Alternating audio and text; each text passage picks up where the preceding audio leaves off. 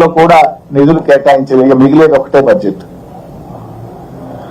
రైతు బంధు మళ్ళీ అదే పాట పాడిండ్రు 12,000 చెప్పిందేమో 15,000. నేనేమనుకున్నా అంటే కనీసం ఆ 12,000 గురించి చెప్పేటప్పుడైనా 3 పంటలకు రైతు బంధు ఎగ్గొట్టినామో క్షమించండి అని రాష్ట్ర రైతుల్ని అడుగుతారేమో నేను భావించిన. కానీ అదే అబద్ధం చెప్పిండ్రు. ఇప్పటి 3 పంటల్లో రైతు బంధు ఇయ్యలే. రుణమాఫీ గురించి ఈసారి మాట్లాడలే. అది డొల్లా అని తేలిపోయింది. చెప్పింది 51,000, బడ్జెట్ లో పెట్టింది 31,000, చేసింది 20,000. రుణమాఫీలో డోకా, రైతు బంధులో డోకా, బోనస్ లో డోకా. ఇలా పోయిన యాసంగి 2025 ఏప్రిల్ మే నెలలో అమ్మిన యాసంగి సన్న రకం వడ్లకు 1,000 కోట్ల రూపాయలు ఈ ప్రభుత్వం ఎగ్గొట్టింది. యాసంగి బోనస్ ఈయనలే.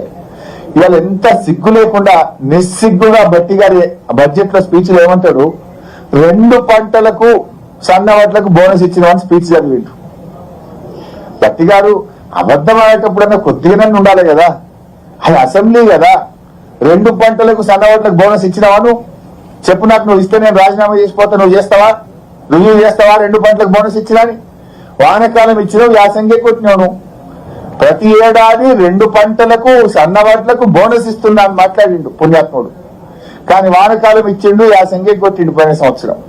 ఇప్పుడు కూడా వానకాలం ఇచ్చిండు, ఈ యాసంగి ఇస్తాడా ఇయ్యడా ఇంతవరకు స్పష్టత లేదు. బడ్జెట్ లో సాక్షిగా పచ్చి అబద్ధాలు బట్టి గారు వల్లే వేశారు. ఇంకొక అబద్ధం, గత ప్రభుత్వం రేషన్ కార్డులు ఇయ్యలేదట. బీఆర్ఎస్ ప్రభుత్వం 6,50,000 రేషన్ కార్డులు ఇచ్చింది అని శాసనసభలో సివిల్ సప్లైస్ మంత్రి ఉత్తమ్ కుమార్ రెడ్డి గారే సమాధానం చెప్పారు. మరి ఉత్తమ్ కుమార్ రెడ్డి ఏమో 6,50,000 రేషన్ కార్డులు బీఆర్ఎస్ ఇచ్చిందంటాడు. బట్టి ఫైనాన్స్ మినిస్టర్ బడ్జెట్ స్పీచ్ లోనేమో గత ప్రభుత్వం రేషన్ కార్డులు ఇవ్వలేదు అని బడ్జెట్ స్పీచ్ లో చదువుతారు. ఇంత పచ్చి అబద్ధాలు బట్టి గారు చదవచ్చా? ఎట్లా నమ్ముతారు మిమ్మల్ని ప్రజలు? ఏమనుకుంటారు మిమ్మల్ని ప్రజలు? సోయి ఉండాలి కదా కనీసం.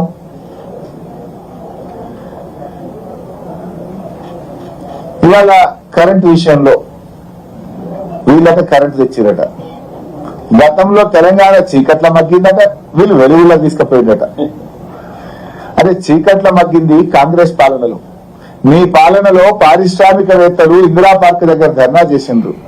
మీ పాలనలో రైతులకు పొద్దున్నాక 4 గంటలు, పొద్దుకి 3 గంటల కరెంటు. మీ పాలనలో హైదరాబాద్ నగరంలో కోతలు.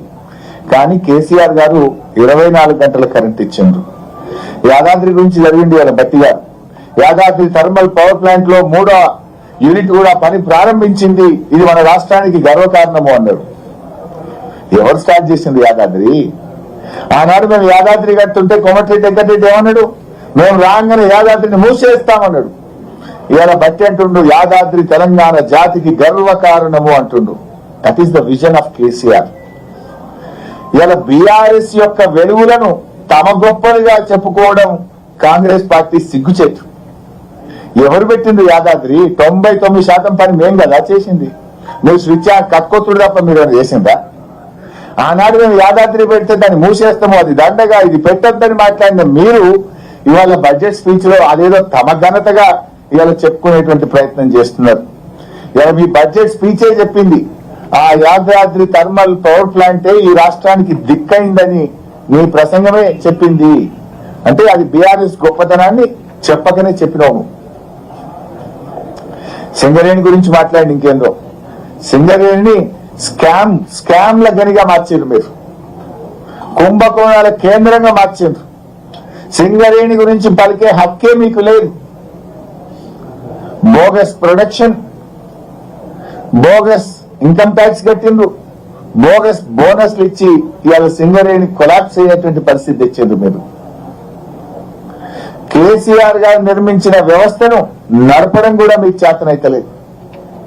అరే ఇరిగేషన్ లో కూడా బోగసే. మొదటి బడ్జెట్ లో 6 ప్రాజెక్టులు పూర్తి చేస్తాం, 6 లక్షల ఎకరాలకు నీళ్లు ఇస్తామన్నారు.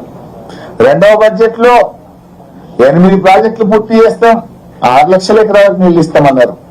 2 బడ్జెట్లు అయిపోయినాయి. 1 ఎకరానికి నీళ్లు ఇచ్చిందా? ఒక్క ప్రాజెక్ట్ అన్న పూర్తి చేసిందా? అసలు మీ బడ్జెట్ ప్రసంగాలకు ఏమైనా వీసమెత్తైన నిజాయితీ ఉందా, నిజముందా? మరి ఎన్ని ప్రాజెక్టులు పూర్తయినాయి చెప్పండి? 12 లక్షల ఎకరాలకు నీళ్లు ఇస్తామని చెప్పి ఎక్కడైనా నీళ్లు ఇచ్చిందా మీరు? సాగునీటి రంగాన్ని ఈ ప్రభుత్వం తీవ్రంగా నిర్లక్ష్యం చేసింది. బ్రేక్ఫాస్ట్ పథకం గురించి బల్లలు కొట్టుకున్నారు. ఇవాళ ఎవరు పెట్టింది బ్రేక్ఫాస్ట్ పథకం? బీఆర్ఎస్ ప్రభుత్వమే ఈ బ్రేక్ఫాస్ట్ పథకాన్ని ప్రారంభించింది.